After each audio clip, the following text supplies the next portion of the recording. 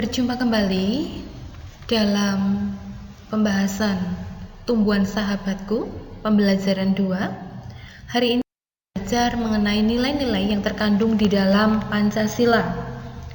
Pada sila pertama, mengandung nilai bertakwa terhadap Tuhan Yang Maha Esa, menghargai keberagaman beragama, menghormati dan bertoleransi terhadap hak pemeluk agama lain, tidak memaksakan agama dan kepercayaan kita terhadap orang lain. Nah, di sini contoh penerapan sikap dalam kehidupan sehari-hari. Yang pertama, taat dan bertakwa kepada ajaran agamanya, beribadah sesuai dengan ajaran agama masing-masing, menjunjung toleransi terhadap keberagaman agama yang ada di masyarakat. Yang ketiga, menjaga kerukunan antar umat beragama, tidak mengejek atau mengolok-olok ajaran agama orang lain.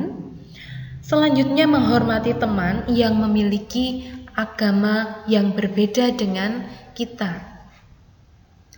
Ketika kita sudah dapat menerapkan sila pertama, maka kita akan dapat menjaga kerukunan antar umat beragama. Sila yang kedua, mengandung nilai mewujudkan sikap adil dan beradab. Itu dapat kita terapkan dalam kehidupan sehari-hari. Contohnya, menghormati hak orang lain. Yang kedua, bertindak adil, selalu bersikap sopan santun, saling menghargai pendapat, berani mengakui kesalahan. Contohnya, ketika kita mempunyai teman yang berbeda, yang satu dia pandai dalam akademis, teman yang lain kurang pandai dalam bidang akademis, kita harusnya mampu bergaul dengan kedua teman ini. Tidak boleh kita lalu memilih yang pandai akademis saja, karena nanti kita bisa dapat keuntungan dari sana. Ya, kita juga harus mau bergaul dengan teman yang kurang pandai dalam bidang akademis ini juga. Nah, di situ ketika kita dapat bergaul dengan semuanya, maka kehidupan kita akan lebih baik, kita punya banyak teman. Nah, kemudian saling menghargai pendapat. Contohnya, ketika mendapat tugas dari sekolah, mendapat tugas membuat patung misalnya. Nah, di situ, di dalam satu kelompok pasti memiliki pendapat masing-masing. Ada yang ingin membuat patung kuda, ada yang ingin membuat patung hiasan meja misalnya, vas bunga, atau yang lain. Nah, di dalam satu kelompok, kita harus mau berunding. Supaya apa? Kita dapat mencapai kesepakatan. Segala sesuatu perbedaan yang ada di antara kita dan teman-teman kita itu harus dibicarakan dengan baik, sehingga tidak terjadi pertengkaran.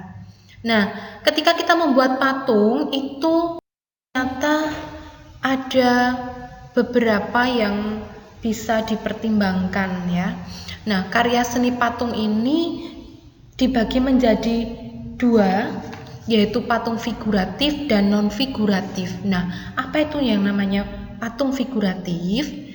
Patung figuratif itu merupakan patung tiruan dari bentuk alam, seperti manusia, binatang, tumbuhan.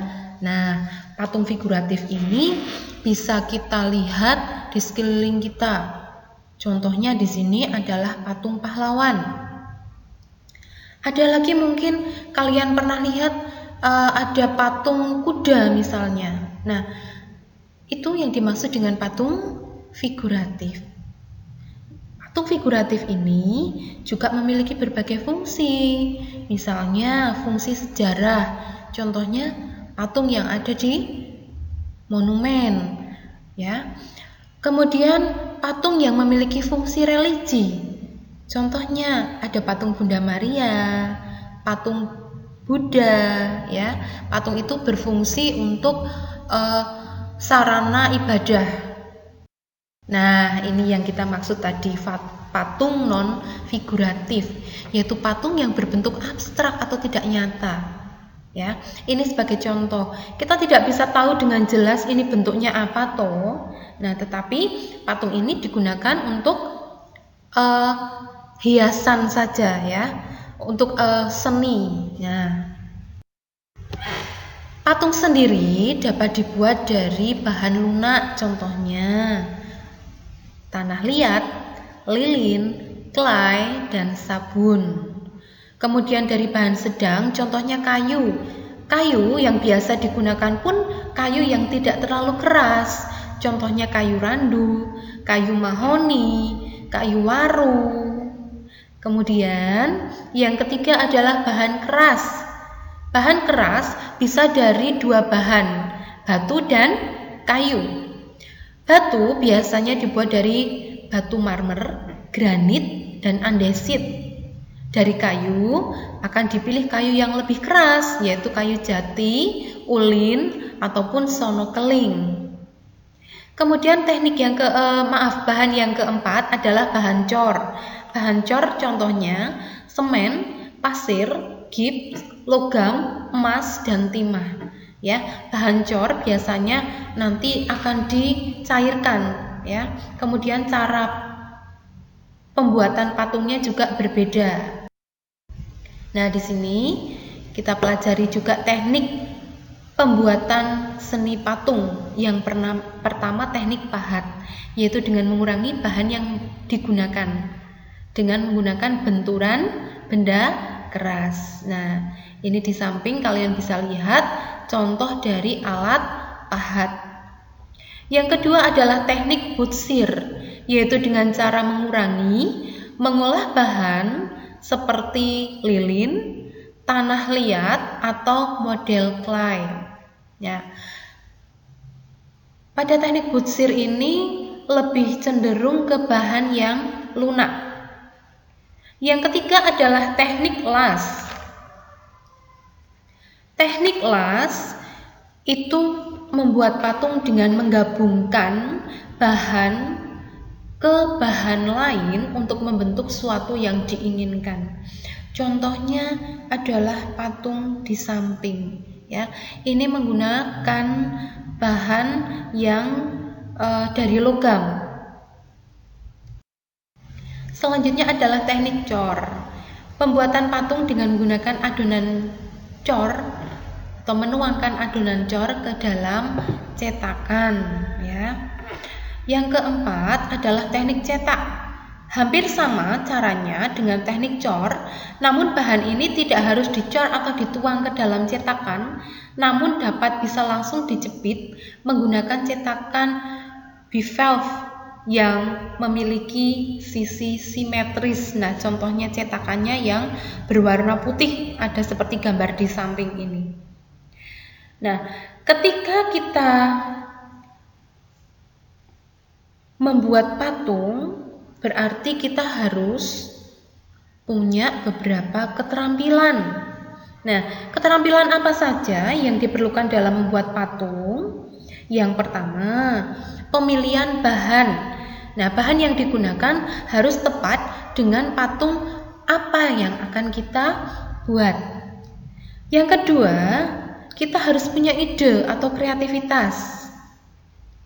Yang ketiga, harus mempunyai kemampuan dalam mengkombinasikan warna, ya, sehingga patung tersebut terlihat lebih menarik.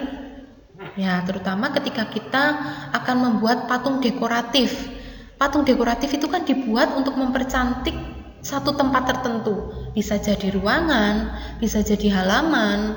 Ketika kita memilih warna yang baik, warna yang kita pilih sesuai, maka akan tercipta sebuah patung yang baik, suatu patung yang menarik. Ya, sampai di sini pembahasan kita untuk pembelajaran kedua. Sampai ketemu lagi besok. Jangan lupa like dan subscribe supaya kalian bisa tahu mendapat notifikasi ketika ada pembelajaran selanjutnya.